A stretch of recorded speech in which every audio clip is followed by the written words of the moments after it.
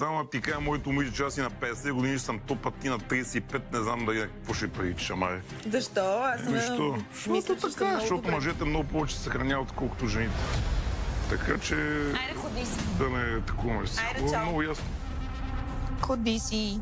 Чао, чао. Аз мога да и почва по-рано мандата, ами да ви свърши по-рано.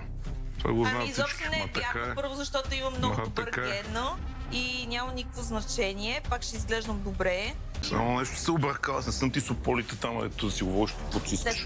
Викаш шишо, бакшишо, да се ми бакшиш тук. Не, уважавайте се. Ма това уважение ли е? Това уважение ли е? Ало, къв си ти, ще ми казваш, Това че уважение ли е? Шишо, бакшишо ще ми викаш ти на мен. Бакшиш не съм бил, никога няма и да бъда. Не, дай ми на мен. Шишо, бакшишо ще ми вика. Ще ти търпа пияното неадекватно състояние всеки път. Изобщо не съм пияна и съм много адекватна. Всеки път, като се напиеш, виж клуба на мъжете в 3 часа. Изобщо не съм пияна и съм много адекватна. Да, бе, да. Защото днеска съм я мъкнал като насякъде, за да вземе първо място.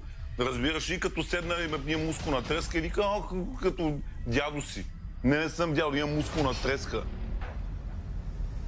И затова изговори всичките простоти, които казват, ти трябва да си някакъв тотален олигофрен, да говориш такива простоти за нещо такова.